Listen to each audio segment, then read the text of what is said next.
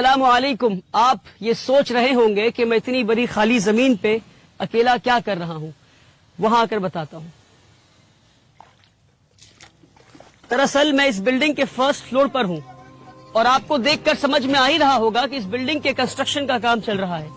पर सवाल ये है कि ये कौन सी बिल्डिंग है और मैं यहाँ क्या कर रहा हूँ, बताता हूँ मैं। बात दरअसल 2018 की है, जब मैं क्लास 12 से पास आउट होने के बाद दुनिया की दहलीज पे कदम रखा तो मैं ये देखा कि मुल्क के मुसलमानों का बहुत बुरा हाल है और मुसलमान एक अजीबो गरीब बीमारी में मुलव्वस हैं और इस बीमारी का नाम है गरीबी। इस कदर गरीबी है कि रोजाना हजारों बच्चे अस्पताल के दरवाजे पे दम तोड़ देते हैं क्योंकि उनके पास पैसे नहीं इलाज के लिए। रोजाना लाखों बच्चे फैक्ट्रीज में, कारखानों में, घरों में, खेतों में काम करते हैं क्योंकि उनके पास पैसे नहीं स्कूल की फीस भरने के लिए। रोजाना लाखों बच्चे सड़कों पे भीख मांगते हैं और न जाने कितने बच्चे रात को भूखे पेट सोते हैं। और जब मैं गरीबी की बात करता हूं तो मैं कोई हवाई बात नहीं कर रहा। साल 2019 में national council for applied economics and research ने मुल्क भर में एक सर्वे किया और इस सर्वे में, रिसर्च में ये निकल कर आया कि हमारे मुल्क में आज भी 31% मुसलमान ऐसे हैं, 31% मुस्लिम ऐसे हैं जो बिलो दी पॉवर्टी लाइन रहते हैं, जो गरीबी रेखा से नीचे रहते हैं। अब इसका क्या मतलब है? इसका मतलब ये है कि 20 करोड़ मुसलमान में से 6 करोड़ मुसलमान आज भी ऐसे हैं जिनकी मंथली फैमिली इनकम 2500 रुपए से भी कम है। जी हाँ, 2500 रुपए से भी कम है। और डेटा उनके बारे में है 6 करोड़ जिनकी फैमिली इनकम 2500 रुपए से कम है। अब आप तसव्वुर करें, जो 2500 से 10,000 रुपए के बीच में है उनके बारे में डेटा अवेलेबल ही नहीं है। तो कितनी गुर्बत में आज हमारे मुल्क में मुसलमान रह रहे हैं। और ये सिर्फ गुर्बत नहीं, ये नस्ली गुर्बत है, ये जनरेशनल पॉवर्टी है।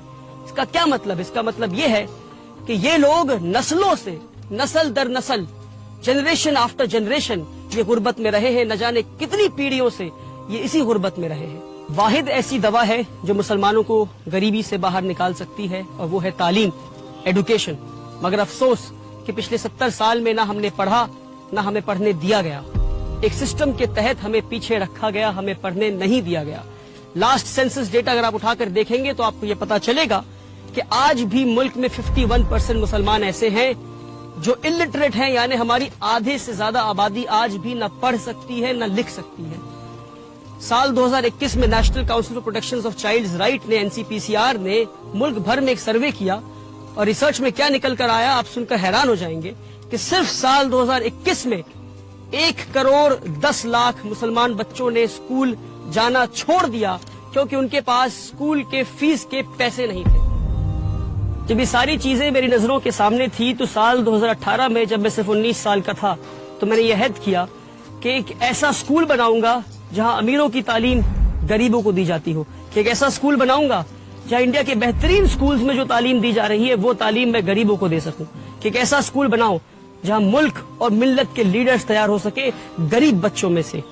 और मैं आपको एक और डेटा बताता हूं, आप सुनकर हैरान हो जाएंगे कि हमारे मुल्क में सिर्फ 11% क्रिश्चियन माइनॉरिटीज के पास आज 70% माइनॉरिटी स्कूल्स हैं और 70% मुस्लिम माइनॉरिटी के पास 20% भी माइनॉरिटी स्कूल्स नहीं है।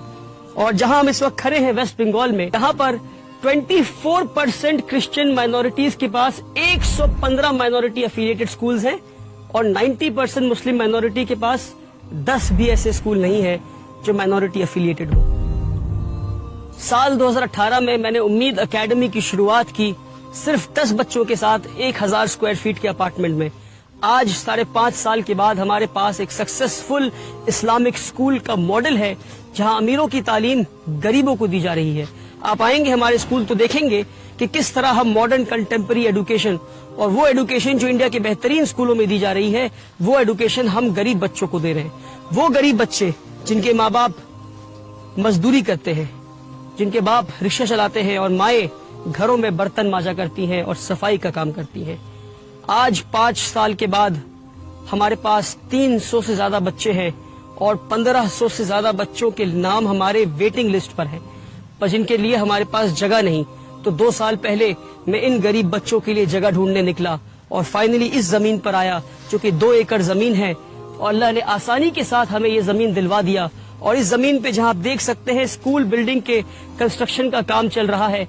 एक स्कूल बिल्डिंग बनना है और इस तरफ 2 हॉस्टल बनने हैं, एक बॉयज हॉस्टल, एक गर्ल्स हॉस्टल। और ये 3 बिल्डिंग बनने के बाद भी जहां मैं खड़ा हूं यहाँ एक फुल फ्लेजेड फुटबॉल फील्ड और उस कॉर्नर में एक बास्केटबॉल कोर्ट भी बन जाएगा इंशाअल्लाह। और अब आप देख सकते हैं कि इस बिल्डिंग के फर्स्ट फ्लोर की ढलाई हो रही है। पिछले 1 साल में बड़ी मेहनत और मुशक्कत के बाद मुल्क भर में घूम घूम कर और भीख मांग कर स्कूल बिल्डिंग के काम को मैं यहाँ तक ला पाया हूँ कि स्कूल बिल्डिंग के फर्स्ट फ्लोर के 9,300 स्क्वायर फीट की पहली ढलाई होनी है और हमारे पैसे खत्म होने पर आए हैं और मैं भीख मांग कर थक गया हूँ। इसलिए मैं मुल्क भर के मुसलमानों से ये पुकार लगाता हूँ कि अब ये गरीबों का स्कूल मुल्क के हर मुसलमान के पैसे से बनेगा।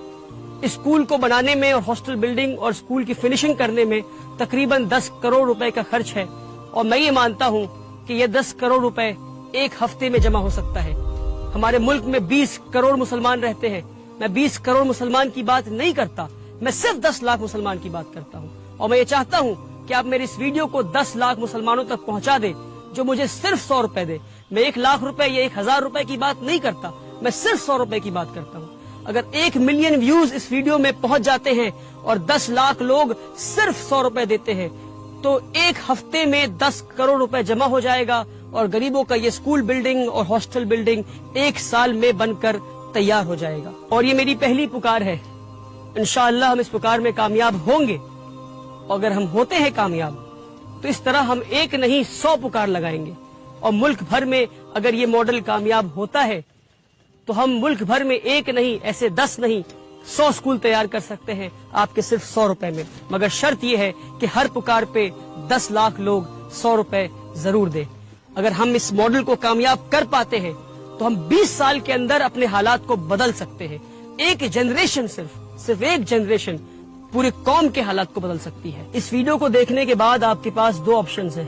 पहला ये कि आप हंसकर कहें कि इस लड़के का पैसे कमाने का नया स्कीम है और कहने के बाद अपने काम में लग जाएं।